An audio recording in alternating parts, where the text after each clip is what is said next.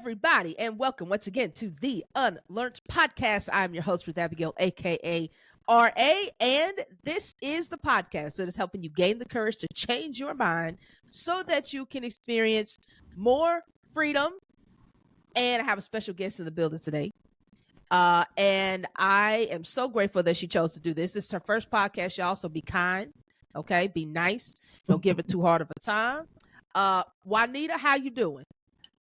Hey, I am doing well, fighting some allergies, and it's a little warmer than I'd like for it to be in this atmosphere at this time of the year, but I'm good. Yes. I hope you are. I'm good. This is fun. We haven't actually seen each other in years. This is true. That's crazy. This is true, but you're adulting. Listen, but I'm doing the best I can.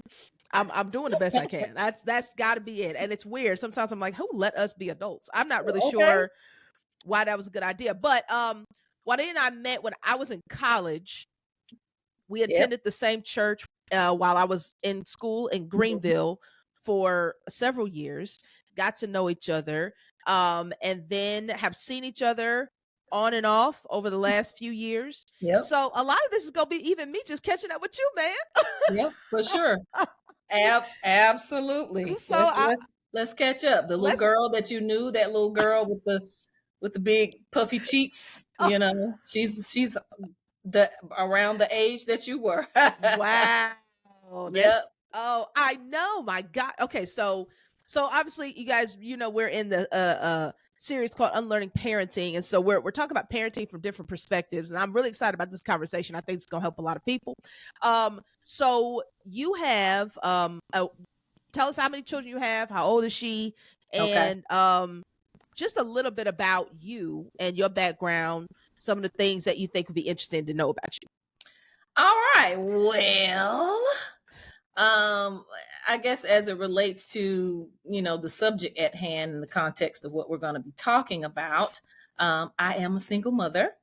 And I became a single mother very early on. I have a daughter who is 18 years old.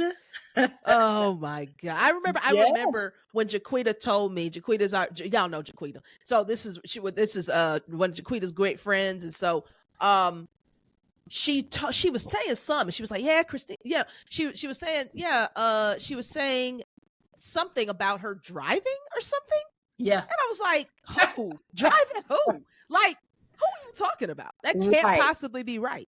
Oh, God, yeah. That's crazy. 18. So she's graduating this year. Yeah. No, she's not. She is in her first year. I can't. Oh. She's in her. I know it. We have to get older. I'm sorry.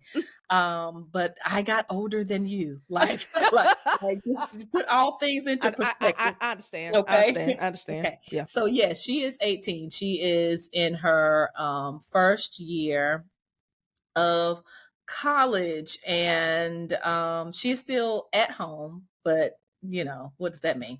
Right. Correct. To her, she's like, I'm really at home. And to me, it's like, who are you? Right. And so been living this life with a little bit of me in a mini version. Oh, that's fun. It's fun. It's fun. And I say a little bit of me because, you know, it's not all me. Yes.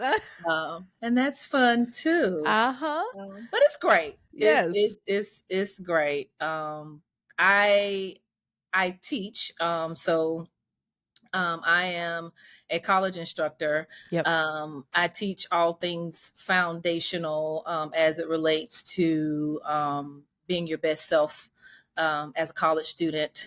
And then transitioning into your career and hopefully as a person thriving in society. And how great society is these days.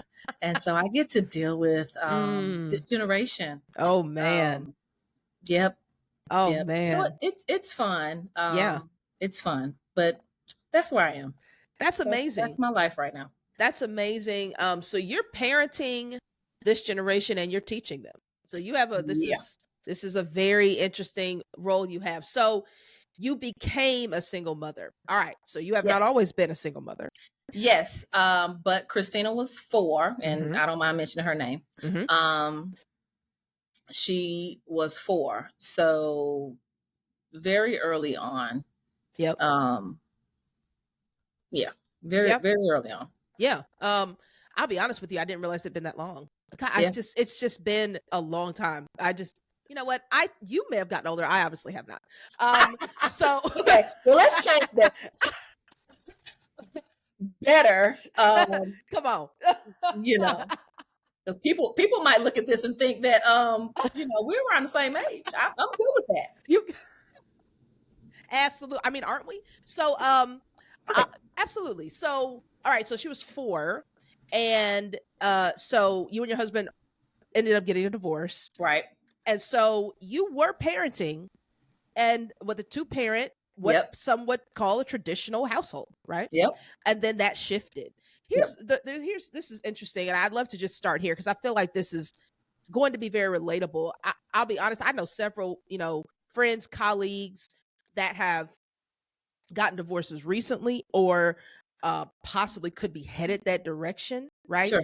And so there are a lot of people I think that are going to be dealing with this transition, right? And if the statistics are correct, and I think they are, last time I looked, 50% of marriages end in divorce, and Mm-hmm. that is and for for our context, that's not just people that aren't in church, that's people that are also in church. They're the same, right? Yep. And so that is a reality that one of 2 people are likely going to face. So Mm-hmm. if you have children, one of 2 people will go from a 2-parent household to now a 1-parent household. Right.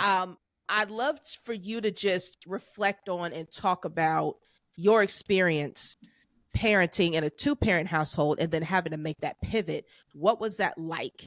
And what were some of the fears you had that may even have been confirmed? And what are some things of the fears you had that you actually shouldn't have been a fear? Okay. So let's start with the fear. Come on. Because that fear was not as evident Mm, for me at the beginning. mm, And I think if I think about that, the reason for that is because it was so early on. mm. Like although we did experience doing this thing together, um, like it was right at the beginning. That's yeah. So Mm, it wasn't as pronounced as it became, like when she started school and mm. um those different components.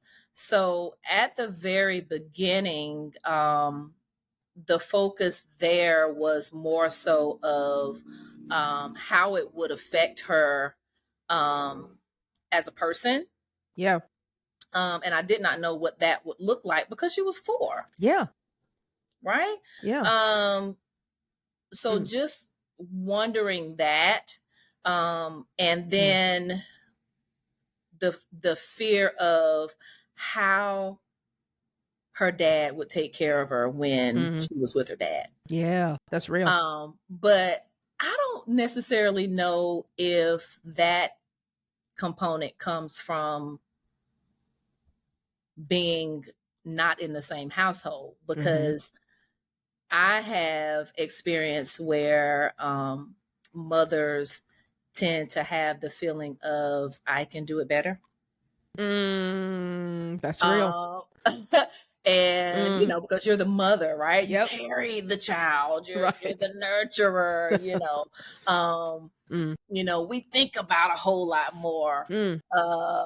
so to speak. Yeah, sure. And we dot all the I's and cross all the T's. So I don't really know if that necessarily has to do with us not being in the same household or not, but Yeah. it was more pronounced, of course, when we weren't together. And then, she had her moments where she was with her dad. Is he going to do what I do? Is he going to think about the things that I think about? That, I believe, was the biggest component. Yeah. But I had to be reassured. And I was reassured by, several people that you have to remember that he loves her. He's not going to do anything to hurt her intentionally. Yes, sure. Yeah. And neither am I, but Right. I mean, did I already know how to raise a child? No. I didn't. Yeah. But, something turns on and we think that we know it all.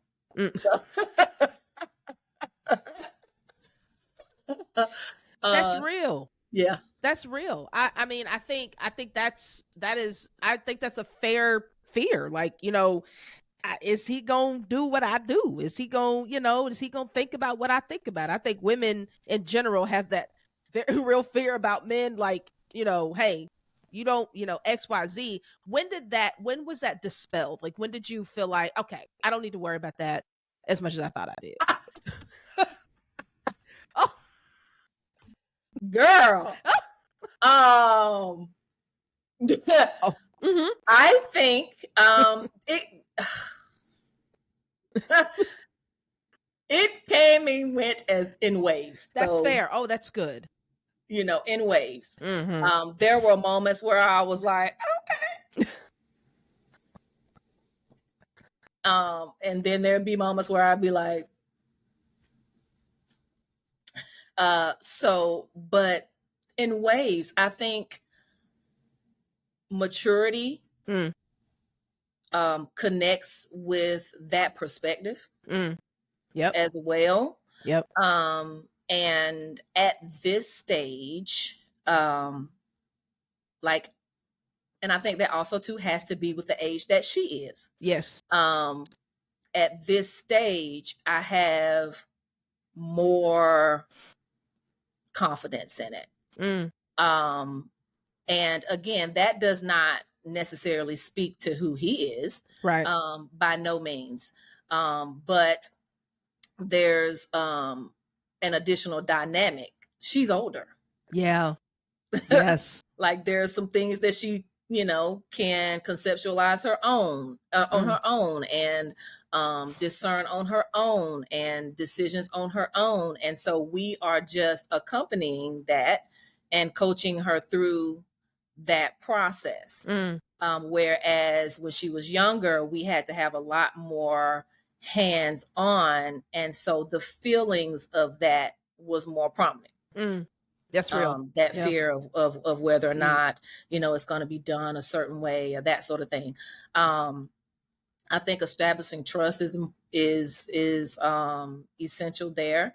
And we don't always do that well. And I mean, I can honestly say that I am a person who is very hands-on. And so whether or not I made a choice to trust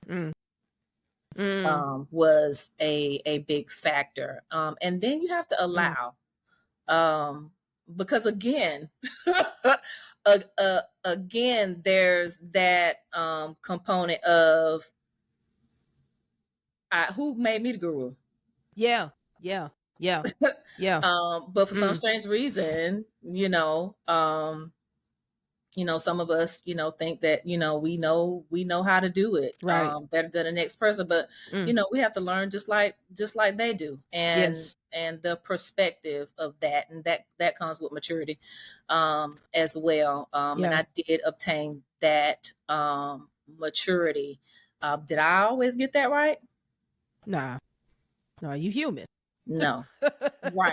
Yeah. Right. Did I always, keep my mouth shut? No, I didn't. No, but there were times where, the Lord would say, let him do it. Yep. Don't say anything. Because, with us not being in the same household, he had to grow and learn how to maneuver the relationship just like me. That's right. So yeah. That's right. No, that's good. I think you said a couple of things I just want to dive deeper into. Sure. You said it earlier. One of the fears was like, how's this going to affect her? And of course, you were like, because she was 4, you wouldn't have known. How did you handle questions that came up? Mm. Why aren't we living with daddy anymore? Why are we, why aren't you in the same place? Why do I have to go to a different house? Those kind of things. What happened? How did you handle that? And what did that process look like? And how can you encourage people who may be just coming into that journey to have those conversations with their children, especially as they get older? Because I would imagine the questions change as they get more mature. Facts. So if I have to really think about that, I think that is really going to be based on the child and the personality of the child, what that child needs. Because Christina didn't ask any questions for a while. We didn't really navigate, and honestly never have navigate in a way where she saw any tension between us. The only thing that was clearly evident was that we weren't in the same house. Sure. Yeah. She did ask, maybe the latter part of elementary school. Okay. And I have to be honest with you, I probably didn't handle that the best way. Because when you don't get the question when you think you're going to get the question, man, then you just kind of forget that there may be a question. and then you get the question. Oh man, just one random day. So, mommy, you're like, why didn't I think about how I was going to answer this question? I've never thought about how I was going to answer this question. And so the first time I answered that question, it was extremely vague. And it was more on the basis of we just decided that it was best that we not be together. What I did not say to her was that we didn't like each other. Right. That sort of thing. Right. Now, when she got older, she wanted to know more details. Yeah. Okay. And honesty on the table again, I did not share those details with her. I think that depending on what those details are, that you have to determine how much of that you're going to expose, and who's going to share that. Is this the appropriate time? Is my child at the maturity level to really understand that? Right. All the things. And so, my response then was more so, I think that once you get a little bit older, that would probably be a conversation that you and your dad can have. There you go. Okay. But I'd always reassured her, and she saw it. Now, whether or not we had we did have disagreements, and she knew those disagreements were there because they were stemmed around her. Yeah, sure. But she never saw any she never saw any of that, and honestly we never really had a whole lot of knockdown drag outs, because that's just the dynamic of our relationship, which people on the outside sometimes think is really weird. We always are there together at every doctor's appointment and, all the things. And, they would say, ask the questions about your household or y'all being married. And we're like, we're not together. Yeah. And so now they're uncomfortable. Yeah. And we're like, it's fine. It's fine. Right. It's fine. But allowing her to determine, when to have that conversation with her dad, and then watching her response. Because oftentimes we miss it. Yeah.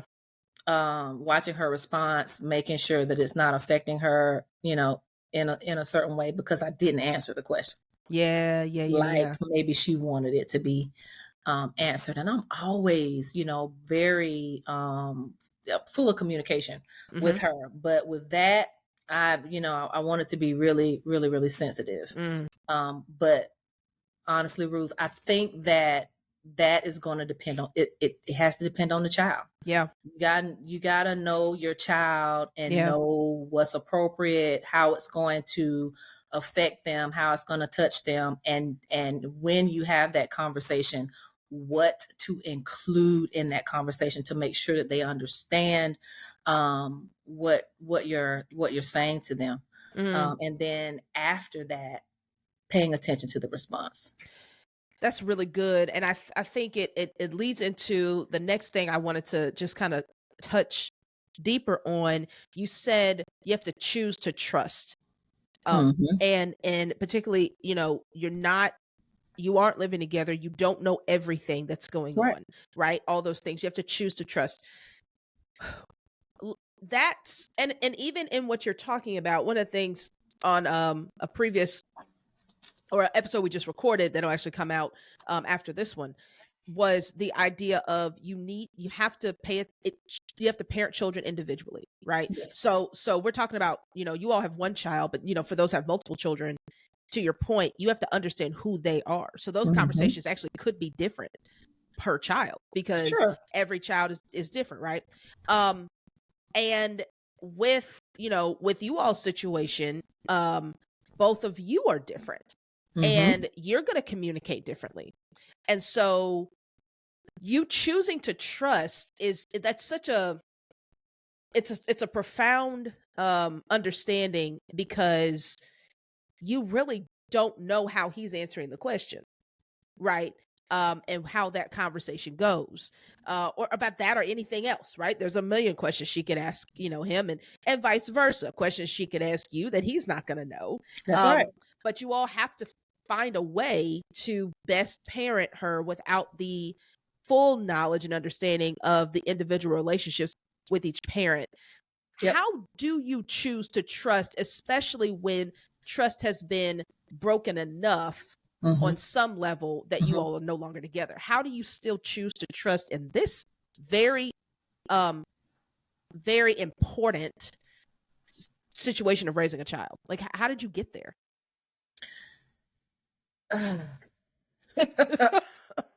God. Yes.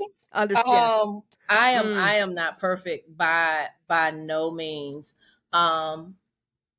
At this point, and then I'm gonna start here and then I'm gonna go back. Okay. But at this point, with me being the primary household, meaning that she lives with me, she gets a whole lot from me because she's in the house with me. And I am the parent who does a lot of talking.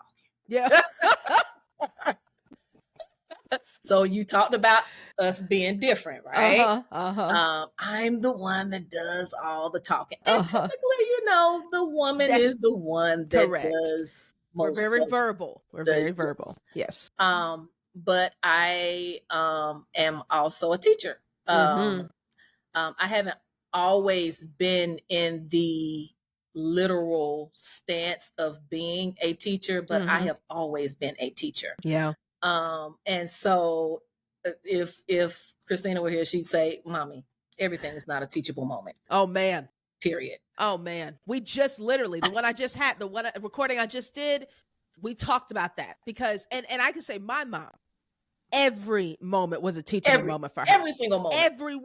Everyone. It's crazy. And I tell her, I'm like, oh, touche.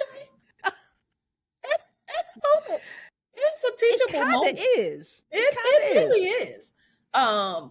But with me, she's 18. So 18 years of me being that person and her having that on the inside of her. She's 18 now. She's discerning herself. She's making decisions on her own. Now I'm at a place of coaching. That's good. Yeah.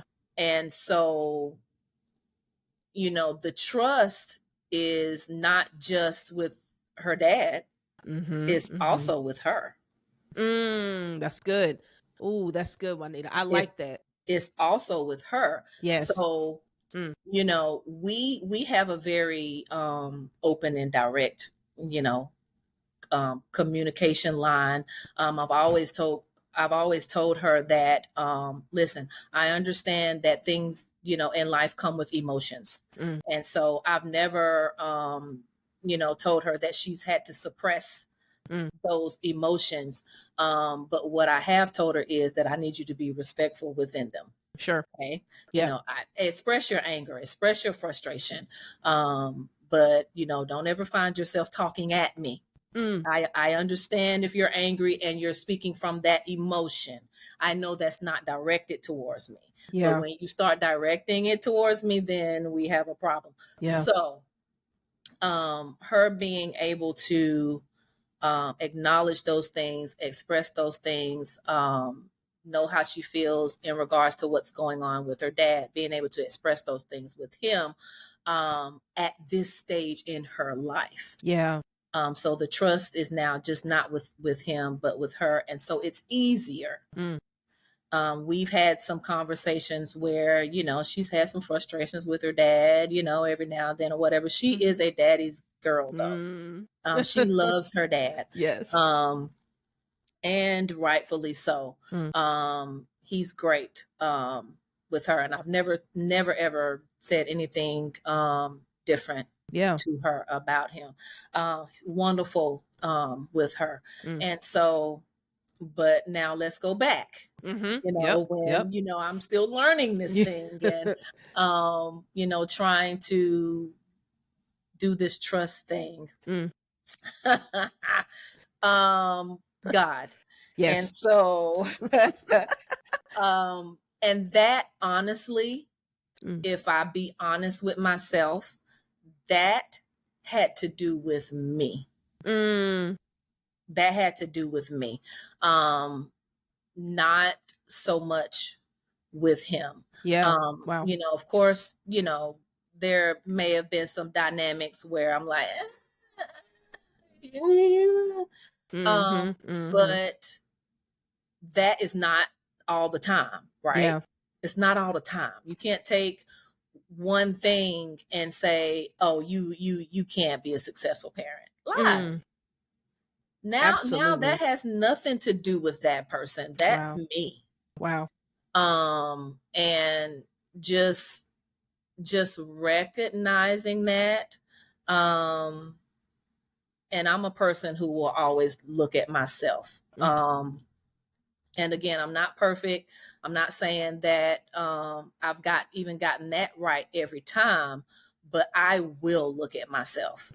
And so me just allowing him to parent and learn how to parent. Now, what I will say about him and that I will applaud, even in his frustration, if, he's have challenges with her, he'll call me and say, your daughter, not, she's ours. But But, there have been times where, there were things that, were challenging him, about her. And I'm sure that he saw me. Whew. I'm sure that he saw me. And so, that's another component that he has, would have to deal with. But, I would, talk him through those things. Yeah. Now, there were times that I'd be like, I told you. Yeah.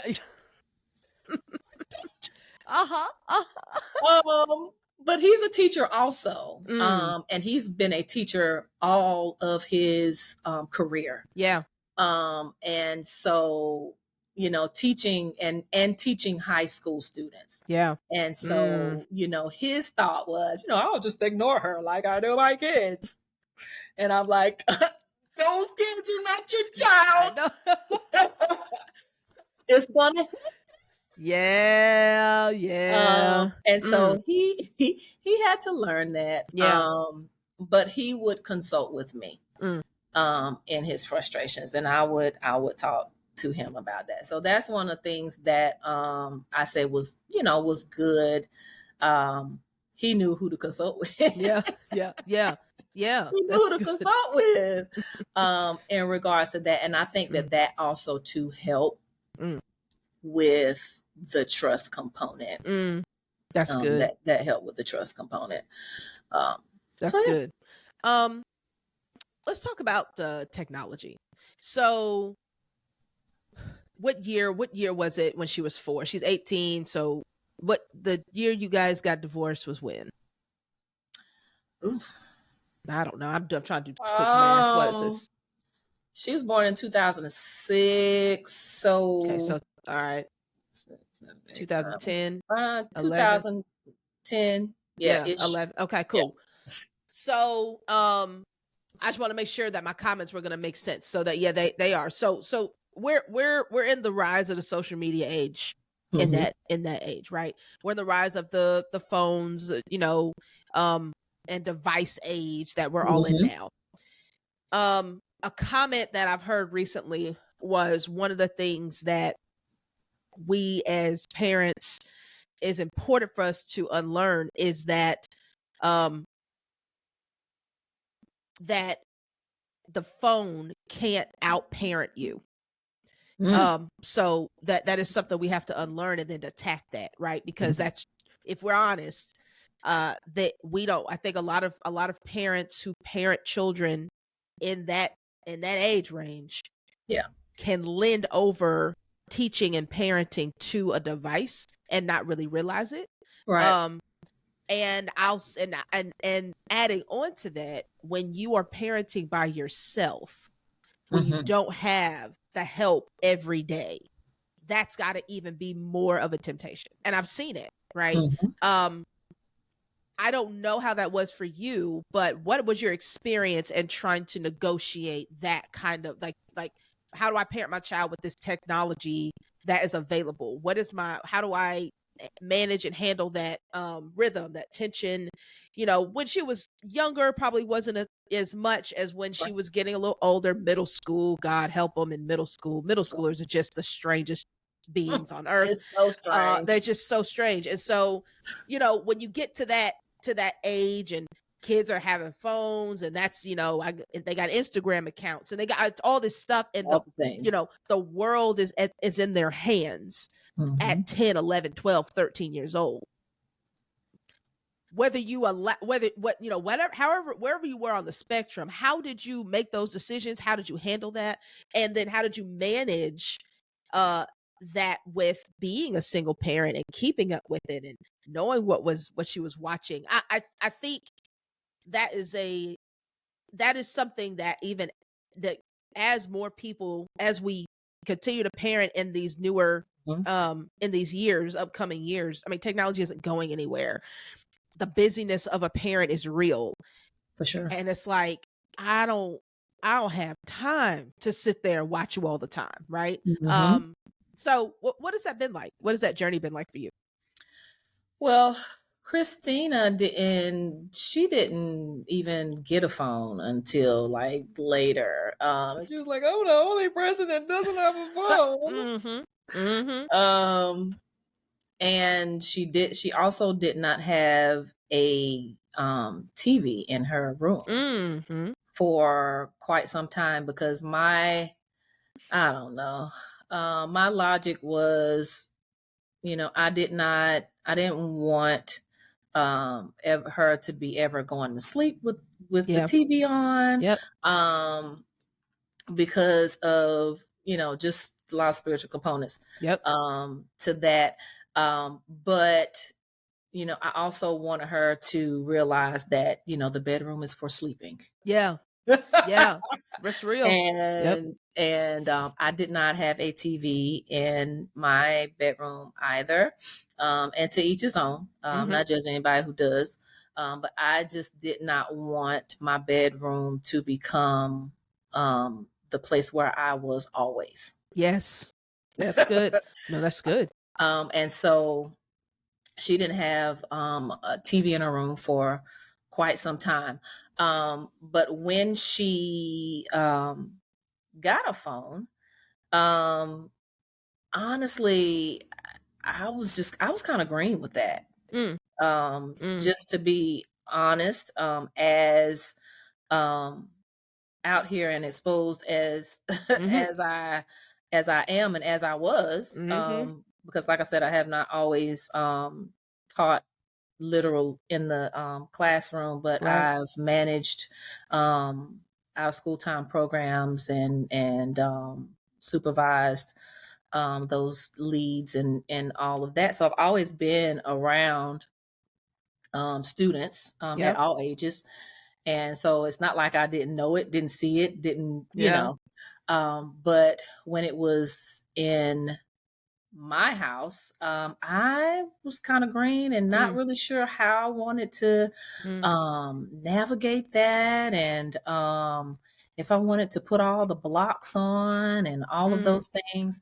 But if I can think about it, I will say, um, because I talk to her a lot, Yeah. um, knowing and understanding what we were talking about and what was coming out in the conversation kind of gave me an idea of what she was being exposed to. Mm. Um, Yep. Yep. it wasn't until later on that she truly became Mm. I don't, would I say the middle age transitioning over into the teenager when they start to withhold a little bit. Yep. Yep. And I could tell, Mm. because I'm so in tune with her, because Yeah. again, we talk a lot. And then I could tell when she started to, I'm Mm. not telling mommy everything, Right. you know. Mm. So that's when that started to become a little bit more challenging Mm. for me. So then I just beefed up my conversation. So Mm. what are we doing? What are we talking about? What's going Mm. on? Um, and just really trying to pull it in that direction. Now, at this day and age, I'm a little, I'm depending on prayer. Yeah. Amen. Amen. That's real. I'm, I'm depending on prayer and the Holy Spirit to reveal things. Mm. Um, I I think that there is enough dynamic with us for her to feel like, my mom gives me a little bit, but trust you me, Mm. you don't have full reign. Um, and just when she feels like, you don't let me do anything. Yeah. Yeah. There are those moments where it's evident Yeah. that, oh, I do let you do Mm. some things. But there are some limitations. So that's what that dynamic looks like. I honestly, Ruth, I have not been the one that put all the blocks on and the Mm. restrictions. Mm. And I'm not the one that says, let me see your phone. Yeah. Yeah. but she knows me enough to know that if I want to know, Mm. You can find out. I'm gonna know, baby. Uh-huh. Yeah. And I've let her know in enough instances Mm. where, oh, she's for real. Mm-hmm. The Yes. Holy Spirit is a tattletale. Yeah. Well, and that's true. And I think, you said something earlier about allowing. Some things you just have to allow to happen. Mm-hmm. And you can't try to, put barriers around every single thing, because that's not realistic. You're not going to be able to manage all that. And we do have to rely on the unseen power that gives us Mm-hmm. revelation, insight, and then manage it accordingly, because you can't know everything. I mean, You and can't. like you said, she's 18. Like, she's out there. She's out And there. and so it's like, Listen, okay, just out there living her best. She outside. She outside she right now. outside. She outside right now with the besties, hanging out at the Oh, school. yep, Just out there. and Yes. I sprinkled a little prayer on it, Uh-huh. and that's all I can do. I there's a so this was this would have been a couple episodes ago, which is a great episode where I talk about, I have a couple friend of mine. They have 5 adult children. And one of the things that she said was, real parenting doesn't start until they turn 18. And I said, you have to unpack that. And she was basically like, you have to know, like, you aren't real parenting is really seeing what stuck. and now you have to watch it, right? Now you know what you really did. Woo. I Said, listen. I am just like, I'm barely on the surface of that, but oh my gosh. Ooh. it was such a profound thought. I never thought about it like that. And she's like, that's where we are. We just watching to see what stuck. And I think it also is a great opportunity for those of us who are parenting younger children to release some of the pressure of feeling like, I got to get it right today. You just won't know what you got right, what you You didn't. won't. You don't know that. You won't. And you can't stress yourself out. Now, if it works for you, have your way, honey. Hey, Put all the blocks yes, on. yeah, Make all the bells and whistles pop off. If that works for you, then great. yes. But I'm telling you, you are not going to know everything. Nope. Honestly, I don't even think you can know everything when they're younger. I mean, like she's 18, like when they're 10. You no. Like when they're 12. Like you're not with them every day, all day, 24/7. Nope. You don't know what that conversation was like with her and her friend, and how it affected her emotions, and how now that's going to affect how she maneuvers on tomorrow. Correct. You don't know. You don't know. You don't know. And then, you put all the blocks and the bells and the whistles on, and something gets through. God dog it. Now what? Because these kids smarter than us. They smarter. Listen, they can figure things out. And I don't think there's no teenager that doesn't desire to rebel at some point. Right. How that happens per kid, but it happens. And so, there are plenty of things my parents still don't know. They don't know. And I'm 49, girl. You know what I'm saying? Like, you don't know. We talk about stuff, and today, we'll be talking about dinner, and now you just talk because we all grown, right? We don't be thinking about it. You're like, oh, you didn't know that? I didn't know that's the first time I'm hearing that. Well, it happened, right? And so just this unlearning of you can control everything with your children and what your children are exposed to, because you make a great point. When you get to a point where your parents stop being your main influencers and your peers start. Mm-hmm. And that happens for every kid. And when your peers start being more influential a lot of times than your parents are, you realize that it's also your peers' parents that are influential. Because whatever they got from their parents. Come, somebody, you said something there. And so it's like, yo, like your hands, unless you homeschooling your child, doing church with your child, unless your child at home 24/7 with you can't know. And bless their heart, because they gotta go outside. They gotta go. They gotta go out there. And you want them to go. You don't want to be with you all the time. Nobody wants that. So like you gotta release it. And yeah, I think, and so this is a principle, and I'd love for you to unpack how you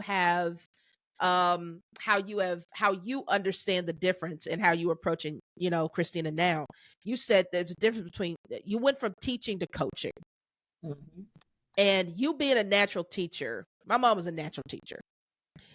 Coaching, my father's a natural coach. He's a teacher, but he also, the coaching thing, he let's say he got it a little faster than my mama did.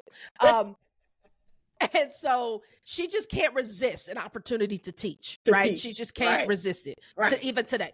So, but I think that's such an important switch for parents to understand. At some point, it's a coaching thing. How would you define the difference between teaching and coaching? They listen, and then we want them to do. That's the teaching. There's no other side. Yes. Okay. Yeah. Okay. Coaching is, so tell me, what did you think about that? What did you learn from that? Do you think you'll do something different? Like it's a back and forth. It allows them to be able to actually think through their own stuff. Yes. And I think that it conditions them to do it without you. That's good. Yeah. Is that easy to do? Sometimes it is. Yeah. But in other times that it just switches and you want to be like, you should do blah, blah, blah, blah, blah, blah, blah. And this is what you da, da, da, da, da.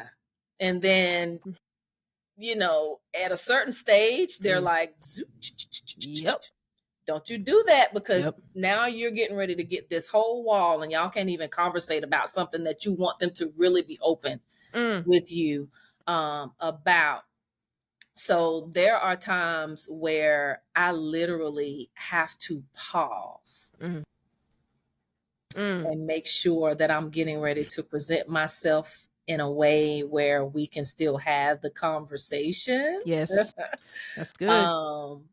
And I can get some feedback. I won't say that, she is always open, because the dialogue can get to a place to where, she really don't want to hear that. Yeah. But I can tell it was still received. Yes.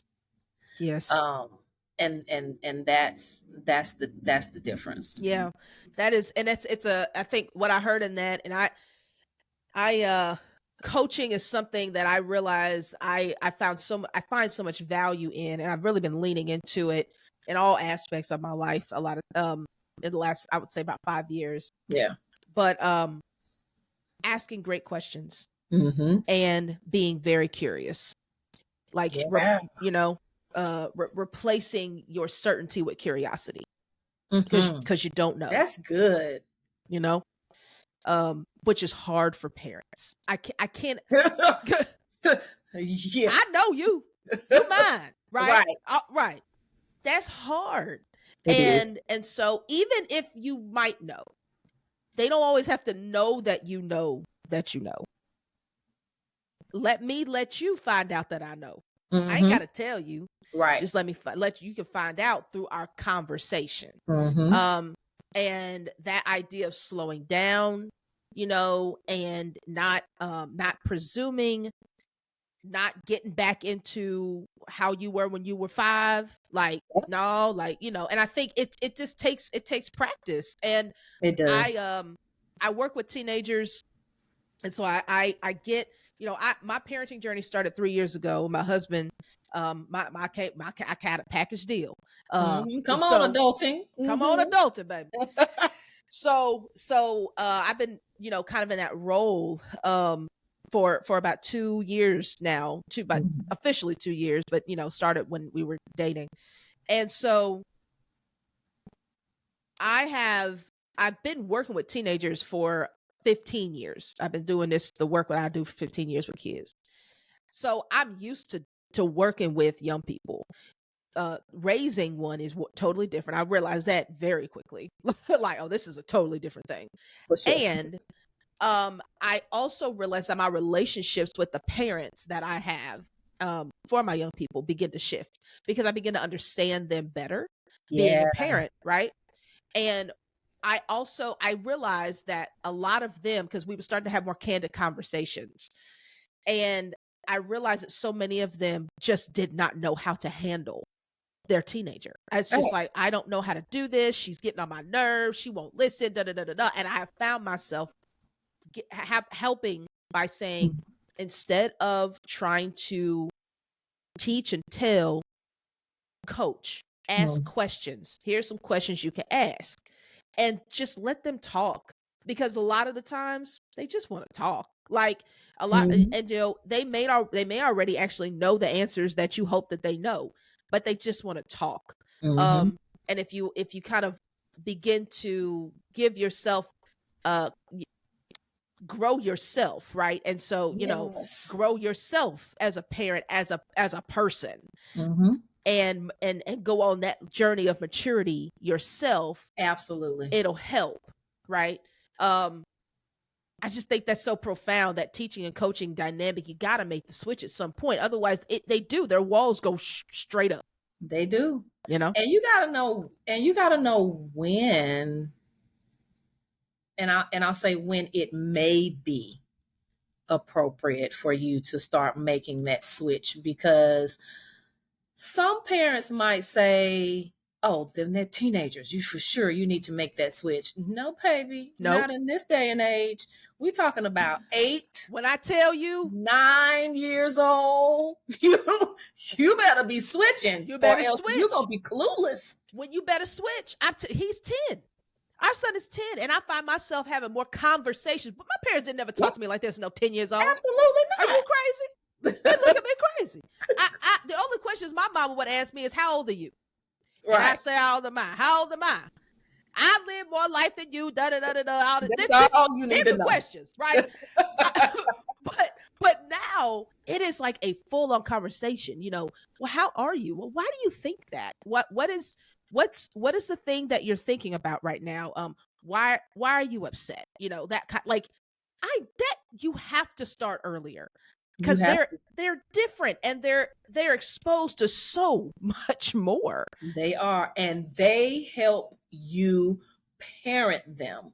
Ooh. When we get off this high horse, that we know it all, if you start having those conversations, they help you parent them. It's almost like they're like, let me help you parent me.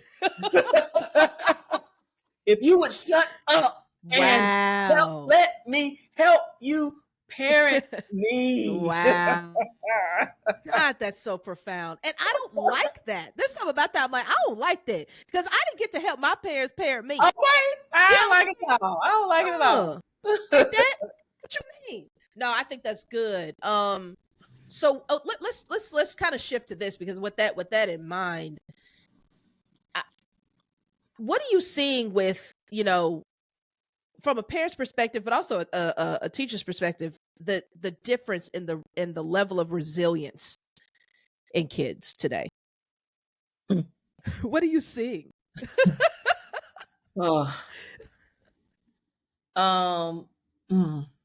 I have to say that my child is different because she lives with me, right? Yeah, right. That's right. That's real.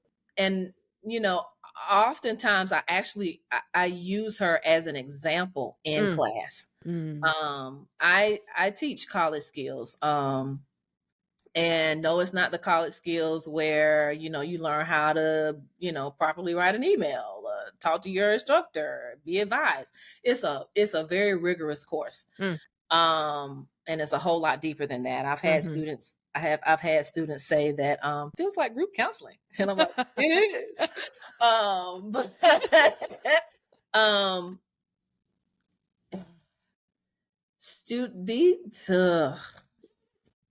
Ruth, I'm almost nervous to even dig into it.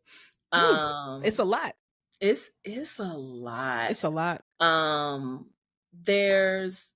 There's so many excuses that are presented that I didn't get an opportunity to make, or that did I even know that was a thing?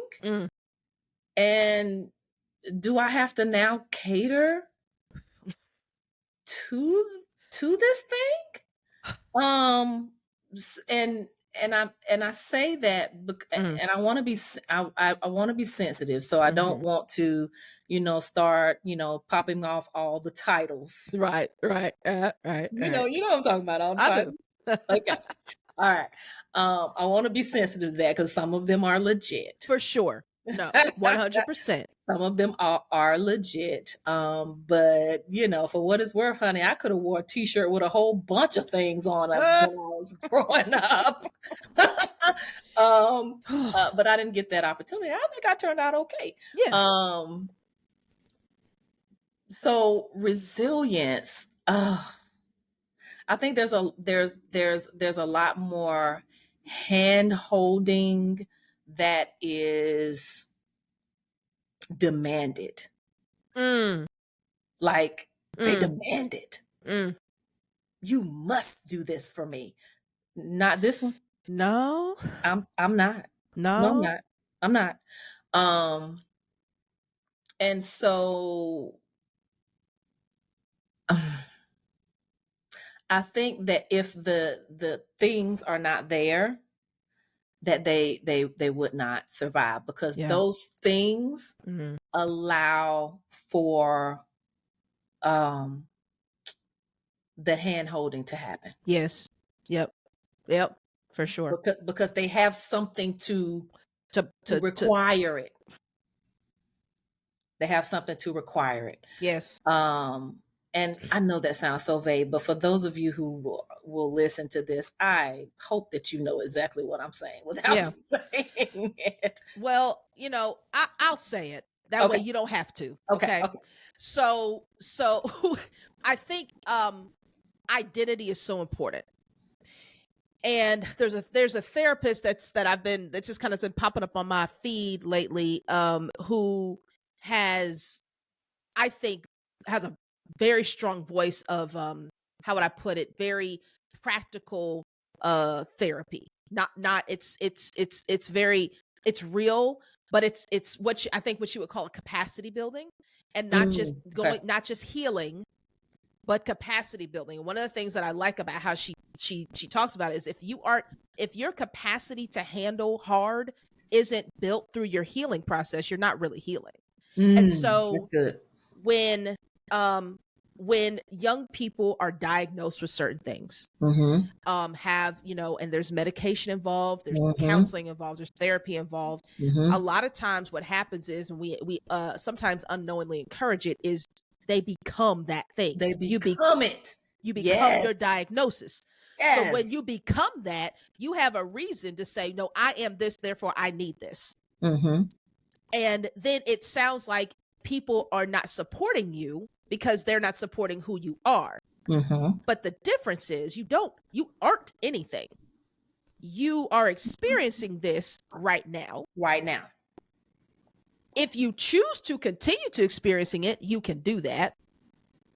But there are ways to minimize the experience. You may not be able to get rid of it, and that's real, and that's part of capacity building, right? Yeah.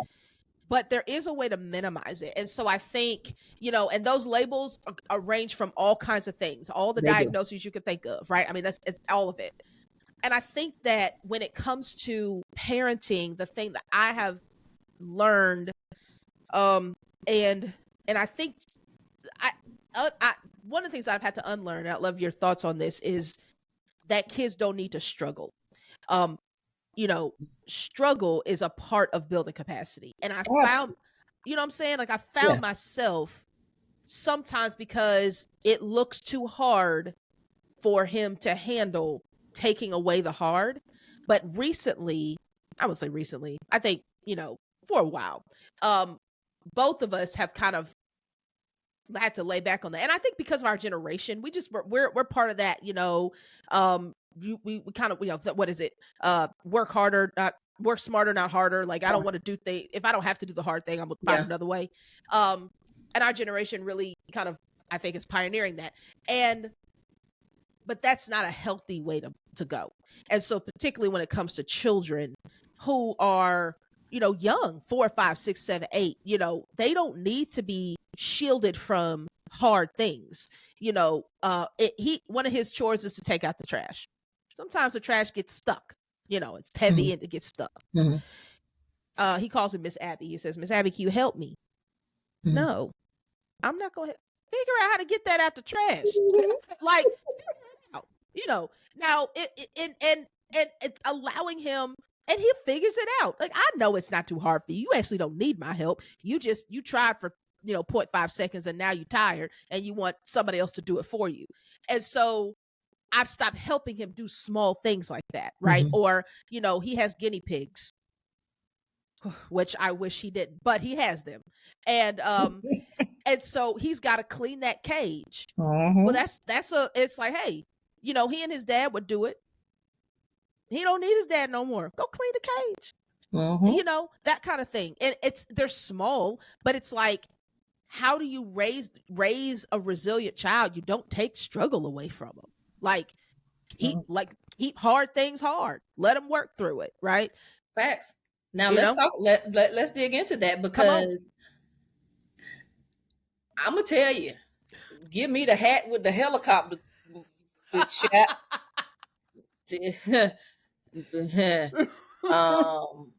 You know, I wore a t-shirt, and you know, honestly, you know, I'm cutting off the sleeves, and you know, I've made it a midriff. Is it completely off?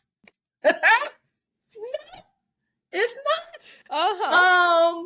But that, I think that, and you know, of course, if you look that up, helicopter parent, if you look that up, you know, there's a definition and the symptoms and what it all looks like, and all of that. But it is a, if I would define it, you know, in my words, it's a protective tool. Sure. And you know, all parents, you know, if you love your kids, you want to protect them. Absolutely. But you know, there comes a time where you need to determine, okay, am I enabling them?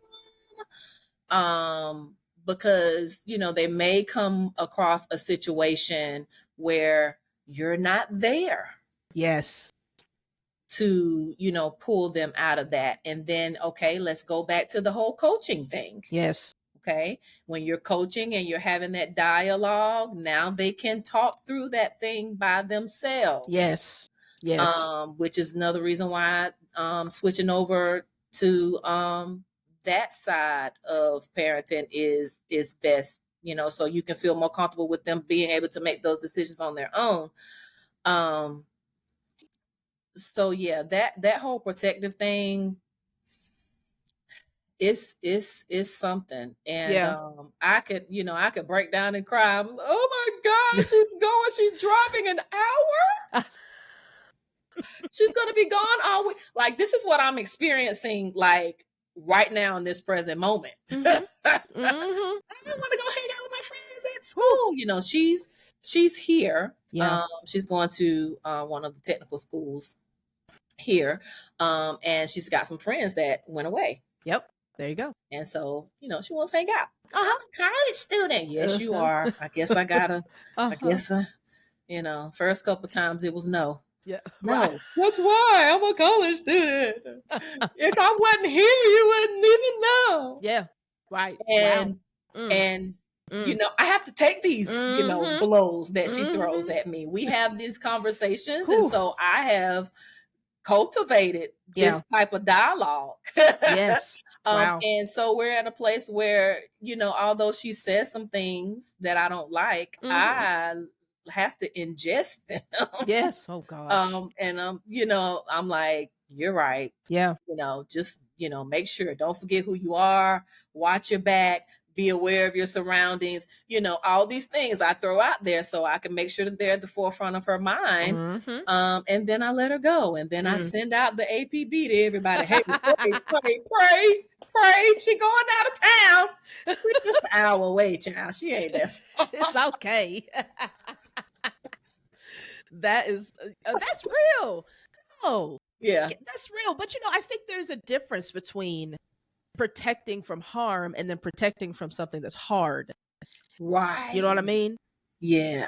That's Yeah. That's different. I mean, we should be protecting them from harm. Like, well, no, if I feel like something's gonna be dangerous for you, I'm not gonna let you do that. You Yeah. know. Now, if I feel like it's gonna be hard, and I don't think a lot of times, like the and let me say this, I think the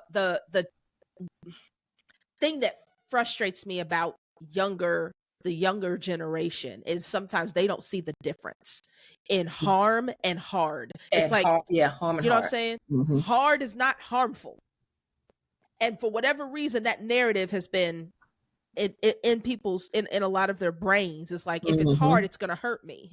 and and that's just not true. You know Yeah. what I mean? Yeah. Like, it's just not true. And so I think it's really, I think it's so important. But I see, you know, the importance, and I'm grateful for my parents, and them. They took no hard away from us. I mean, that hard was expected, right? It was like, quit. We don't say the word quit. We don't say the word can't. That's just what we grew up with, right? Like, that's, you don't do that. So figure it out. And so watch, like, the intentionality of parenting a younger child now, when that's not the norm for a lot of kids. That's Right. tough. You said you use her as an example. So that must mean that she's different than what you see. Absolutely, she is. And I'm grateful. Mm. I'm grateful for that. But again, you know, she has had me. Mm-hmm. She's had her experiences. Mm-hmm. Um, you know, she's got her dad. I mean, again, he's also a teacher. Yeah. You know what I Yeah. mean? Yeah. So, you know, Mm. there's that dynamic. And, you know, I can't really speak to, you know, what my students have, you know, at home. Mm. But, you know, I do know that still that, you know, they're growing up in this day and age that maybe, you know, the people, the village that they have around them, is not saying, hey, that doesn't have to be you. You Mm. don't have to Mm. evolve into that. You don't Yeah. have to melt into that mold. You know, you can be this and you can be that. And that's what, you know, my class is all about. Yeah. And so, you know, we do a lot of, you know, debunking and dispelling myths and, you know, having dialogue. How can you? How Mm. would you?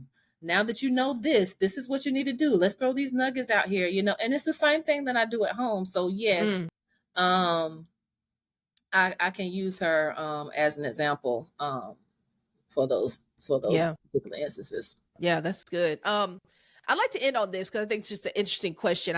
We kind of, you know, you said it.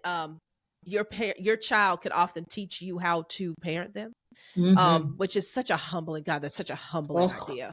Oh God, like, it you got to is. be kidding me. Um, but it's true, you know. And so, what else has your child, has Christina taught you about either life, love, yourself, that you didn't see coming? That uh that I would have to um learn some things about myself that I needed to fix because she would exude those things. She was doing those things. Wow. And God would say, "That's you." Oh. Mm.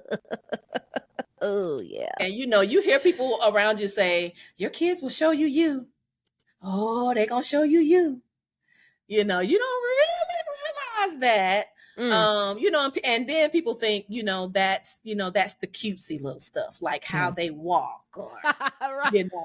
how they smile, not your attitude and your stubbornness Oh, and wait. those sorts of things. But that's what stands out the most. And me being receptive didn't come quickly. I would recognize, ooh, that's me. Wow. And just, move past Just it. move on. Yeah. But now I'm like, ooh, I ain't fix that. That's not necessarily a good trait to have. Yeah. Yeah. And she, at times will say, well, mommy, you want me to do XYZ, but you do.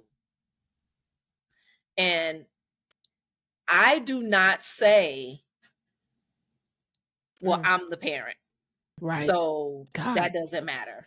I only say that when she's being disrespectful in, her tone, or if she's talking at me and I'm like, wait a minute. Yeah. Right. You don't get to talk to me that way. Yep. But I don't ever tell her that it's okay for me to do that.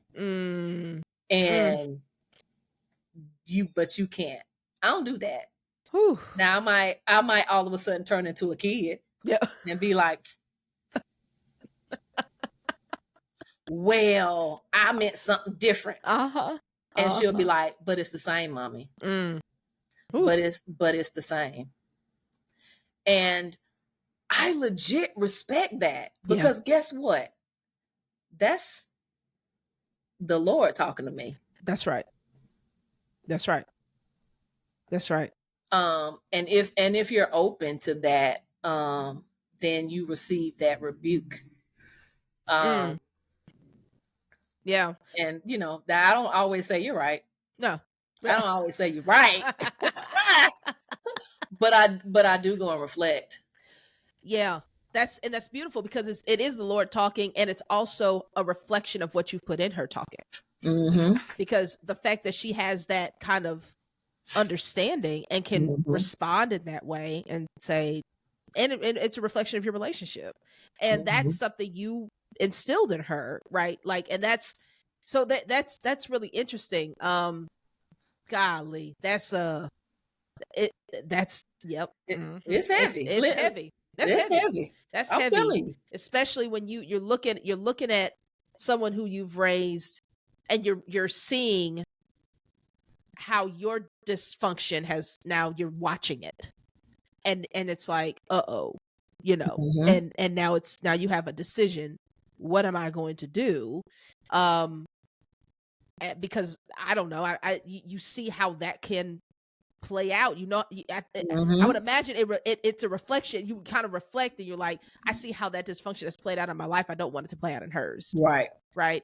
And so the only way the best way for us to address this is not just for me to tell her not to do it, but for me to change. Yep. For me to change. Yeah. And there have even been moments, Ruth, where I want to protect her in situations or scenarios where I have to really mute myself, to not say to her, hey, don't do this. Hey, don't because I am now projecting onto her my experience, and I don't know what her experience is going to be. Again, that's the protecting part. Yes. But that can be damaging. Yes. If I'm projecting something that I don't even know is there. Yes. Now Wow. I'm making her think about stuff that she probably wasn't even She wasn't even thinking thinking about. Yep. Wow. Wow. So, but it takes for you to have to think. Those and when I say think, it doesn't take a long time. You think that it's going to take you 5 or 10 minutes to do that. No, I'm talking about just not having knee-jerk reactions. Yes. Yes. Yes. Just don't have a knee-jerk reaction. Just stop. Wait a minute. And think about, I'm not going to say anything. Have a good one. Be safe. Wow. And I may pray, Lord, please don't let her have, the same experience that I, have had, or help her to be able to deal with it better than I did. That sort of thing. But I try my best not to project my experiences onto her. That's good. All right. So is there anything else that you would encourage? What's one other thing you would encourage that we haven't talked about, or something that's come to your mind, or anything you want to double down on for parents that you feel like have experienced parenting the way you have, need to unlearn?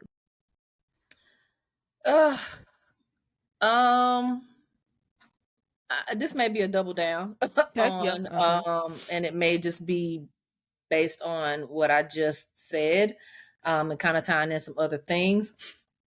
But, and this would be for those who, are like, deep into, single parenthood, or are just now coming into it. That, I would say, and this might be a hard pill to swallow, but always keeping at the forefront of your mind that you did not write the book on parenting. And you do not know it all. And if the